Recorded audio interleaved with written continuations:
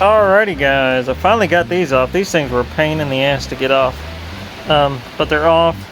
I blew through right here, so I'm gonna have to fill this in. This is cut, so I'm gonna have to cut this out and put a new piece in. But I broke this little piece off right here that folds over and holds on to the front panel anyway, so I'll go ahead and make that one there. But yeah, next thing to do is clean up this inner wing.